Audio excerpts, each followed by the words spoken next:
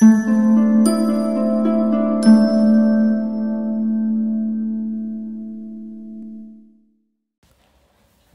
अग्रवाल जी का उपन्यास नया रास्ता, एपिसोड 26। मीनू के विवाह की तैयारियां शुरू हो गई थी। विवाह के लिए पंडाल की सजावट 10,000 रुपयों में तय कर ली गई थी। परंतु जब मीनू को पता चला कि 10,000 रुपये केवल पंडाल की सजावट पर खर्च होंगे, चंद घंटों की सजावट के लिए इतने पैसों की बर्बादी, उसे यह सब पसंद नहीं आया। सायंकाल जब दयाराम जी घर आए तो उसने सबसे पहले उनसे यही प्रश्न पूछा, पिताजी, कुछ ही घंटों की रौनक के लिए आप 10,000 रुपयों की बर्बादी क्यों कर रहे हैं? उचित यही होगा कि इसमें से 5,000 रुपये आप किसी गरीब बेसहारा को दे दें, जो इन पैसों से अपना कोई काम शुरू करे। गरीब बेसहारा व्यक्ति जिंदगी भर आपको दुआएं देगा। ये सब बातें मीनू एक ही सांस में बोल गई।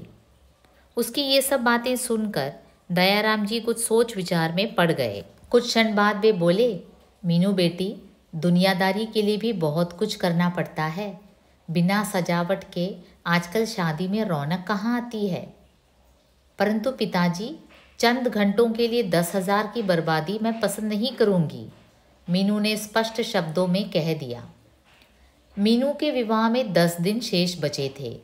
घर में अनेक प्रकार की तैयारियां चल रही थी। मीनू बाहर चौक में बैठी मशीन से सिलाई कर रही थी। तभी उसे किसी परिचित का नमस्ते दीदी का स्वर सुनाई पड़ा। जैसे ही उसने अपनी नज़र उठाई, वह विस्मित सी देखती रह गई। अरे यह क्या? ये तो राजू का चचेरा भाई मनोहर है। इसका एक पैर कटा हुआ है, सीधे हाथ की 2 उंगलियां भी गायब हैं। यह क्या हो गया इसे? मीनू उसकी इस हालत को देखकर परेशान सी हो गई थी। तब तक मनोहर उसके समीप आ गया था। मीनू ने मनोहर को बैठने के लिए कहा।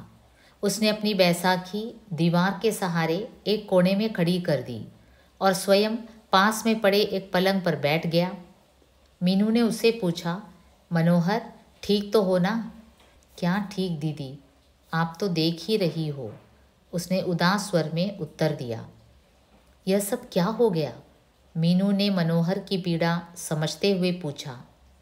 यह सब समय का फेर है दीदी, मेरे भाग्य में यही सब लिखा था। मुझे एक फैक्ट्री में नौकरी मिल गई थी। मैं अपने को बहुत खुशनसीब समझ रहा था कि मुझे इतनी छोटी उम्र में ही नौकरी मिल गई, परंतु ईश्वर को यह सब मंजूर नहीं था। एक दिन काम करते करते मेरा पैर मशीन में आ गया, साथ ही सीधे हाथ की 2 उंगलियां भी कट गई।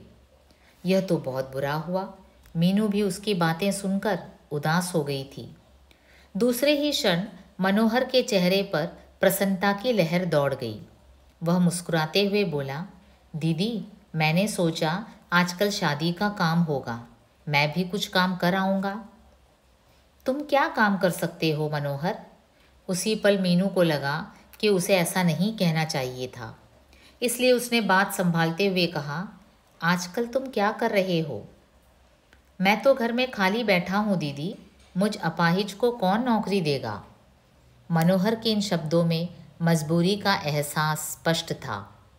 मीनू के हृदय में बचपन से ही अपंगों के लिए दया की भावना थी, परंतु मनोहर को तो वैसे भी वह बचपन से ही जानती थी, इसलिए उसकी यह हालत उसे देखी नहीं जा रही थी। मीनू ने मन ही मन निश्चय किया कि वह किसी न किसी रूप में मनोहर की सहायता अवश्य करेगी। विवाह के फालतू खर्च में से कुछ रुपये बचाकर उसने अपाहिज मनोहर की सहायता करने का संकल्प लिया। रात में बिस्तर पर पड़े पड़े मीनू यही सोचती रही कि न जाने हमारे देश में ऐसे कितने अपंग लोग हैं।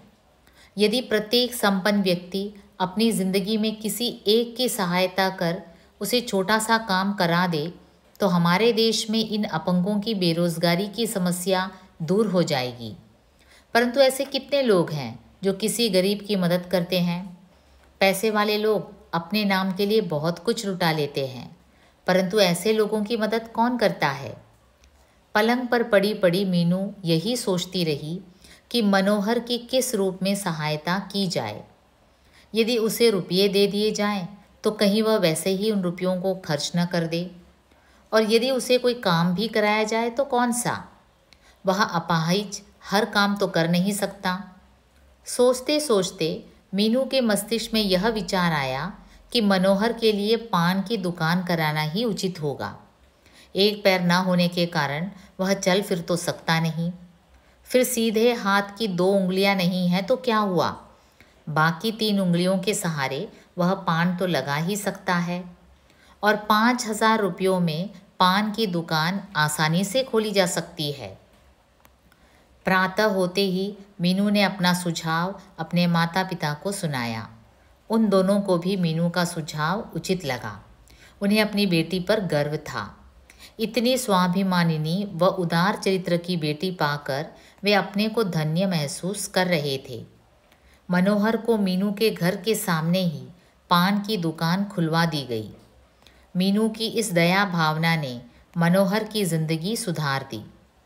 शेष 6 दिन भी यूं ही व्यतीत हो गए और मीनू के विवाह का दिन भी आ ही गया। विवाह न करने के कारण समाज के ताने सुनने वाली मीनू आज दुल्हन के रूप में कितनी सुंदर लग रही थी। मीनू दुल्हन बनी, उसकी डोली सजी और अपने पिया संग ससुराल को चल दी।